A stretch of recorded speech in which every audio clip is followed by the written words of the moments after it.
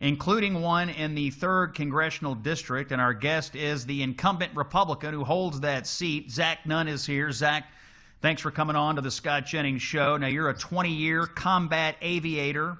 You joined the Air Force after 9/11. You flew lots of missions in the Gulf region. You're still a colonel in the Air Force Reserve, and you are the National Security Chairman of the Republican Study Committee. We're grateful for your time today, and we know you're involved in a targeted, close congressional campaign out there.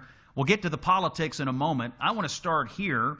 Given your national security credentials and background, what do you make of the news that we have a memorandum of understanding with Iran, and we're having a formal signing Friday, and so on? How's all this hitting your ears today? Yeah, well, Scott, thank you so much for having us on. To all of my brothers and sisters in uniform on the front line, our real salute goes to you. You have been peace through strength. It has helped deter Iran. In my home state of Iowa here, we have suffered a disproportionate number of the body blows suffered by Iran, including 6 Iowa reservists who lost their life over there, 2 Iowa guardsmen back in December hit by Iran's proxy groups operating in the region. And so here's what I know. I know the president has been the one who has stood up in the 47-year-long conflict with Iran to actually say Iran can't have a weapon of mass destruction, a nuclear weapon, will no longer be the #1 sponsor of terrorism. And he did this not by delivering pallets full of cash to the Ayatollahs. He did it by asking them once nicely. When they said no, wouldn't come to the peace table, he took a strike and eliminated their nuclear program. When they said no again, he eliminated the Ayatollah. And now he is doing something that I think is really important. He's put the entire region on notice. And like you noted, I've flown more combat missions than I care to remember over the Persian Gulf. But opening up the Strait of Hormuz directly helps Americans. It drives down our cost of fuel for my wife's minivan, for my truck. It also helps farmers with access to fertilizer and lowers the cost for the supply chain. But it should be very clear here, we haven't been able to trust the Iranians for 47 years. And I don't trust them any more today than I did yesterday. I want to make sure that the president has the full support of Congress and our dedication to say, for the men and women on the front line, we will hold Iran accountable. We want the strait open, but they will not rearm and they will not terrorize the world anymore. Yeah, I fundamentally agree with you. I don't trust the Iranians either. I don't think their signature is worth anything. I do think it's right for the president to pursue diplomacy here, but it strikes me that a document or an agreement is really meaningless without the back end here, and that is eternal vigilance. And I think where the president has gotten something very, very right is getting the Arab Gulf states in a coalition to oppose and stay on top of Iran. I mean, ultimately, that's never happened before, and now you have that. How significant is it that the president's been able to rally, a pretty significant coalition here that, look, if we're ever going to keep Iran down and keep them from getting a nuclear weapon, we have to have partners in the region to stay on top of it. Agree? Yeah, absolutely agree. And I think this is one of those things that only President Trump could do, right? I mean, to be able to get Israel, to be able to get Jordan, to be able to get both Britain and France to help shoot down a number of the weapons coming out of Iran earlier this year, that we shot down 300 weapon systems. Only the United States could lead in that type of a joint environment. And now we're having a maximum pressure operation kinetically against Iran, backed by our Arab states. I also think that the president has leveraged both diplomatic pressure, economic pressure, and kinetic military pressure to do this. And Congress has got to be on the same page with this. I'm proud to be leading the most intensive sanctions regime against Iran going forward, to give the president one more tool in his toolbox to hold not only the Ayatollahs and the mullahs in Iran accountable, but to have snap immediate response that when Iran eventually decides they want to walk this back, they don't have a bundle of cash a la the Obama administration to spend on nuclear weapons or resupplying their drone fleet. They immediately go back to a situation where they're on the ropes if they step back from peace one more time. Talking to Congressman Zach Nunn of Iowa, you're referencing your call for increased sanctions on Iran. Back in April, you introduced a bill called the Maximum Pressure Act. At the time, it had 37 co-sponsors when you rolled it out. Do you have any idea how your efforts in Congress to increase sanctions on Iran are going to interplay with this memorandum of understanding and ultimately a final deal, or is it too soon to tell? Well, look, I think it's still early in the process here, but these are the things we know. we know the president has shown his resolve to hold Iran accountable.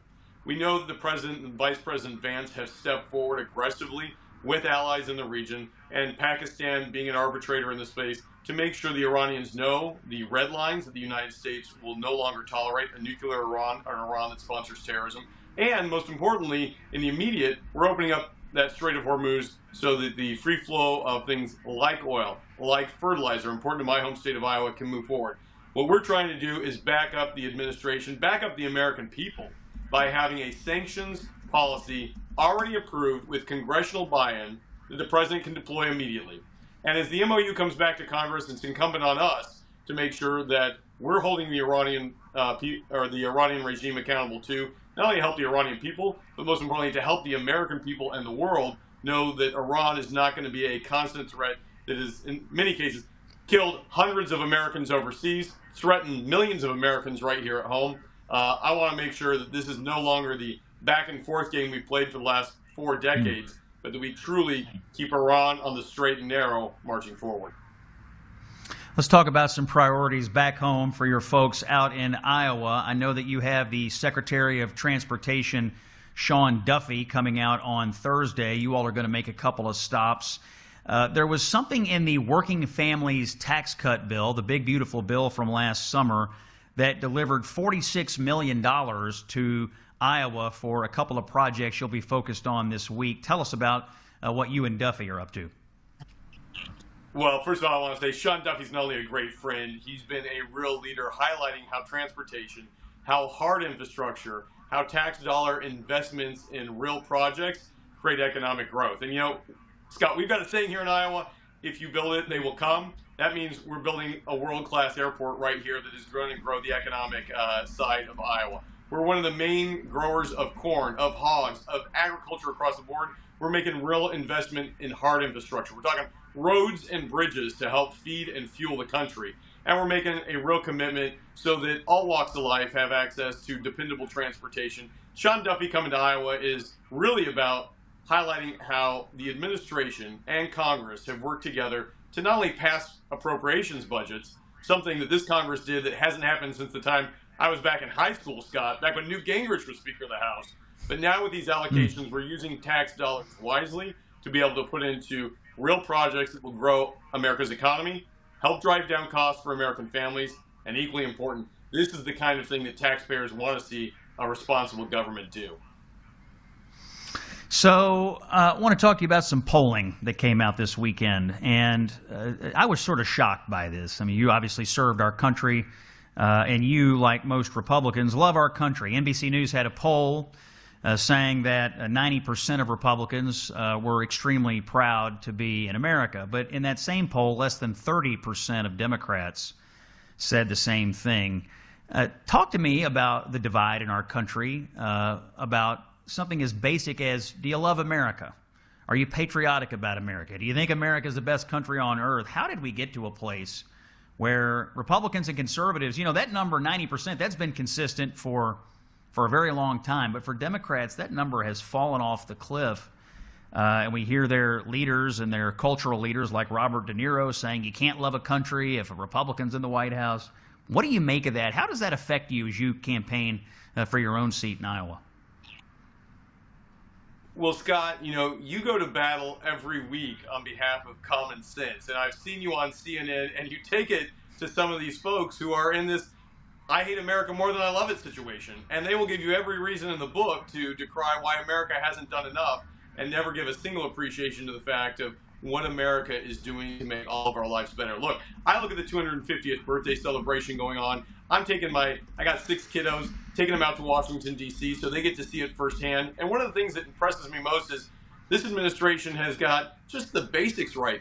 Cleaning up our monuments, having pride in the reflecting pool, you know, turning on all the fountains, something that hasn't happened in decades. It's a beautiful city. Let's give the high school kids, the families who are coming out here, something to be proud of.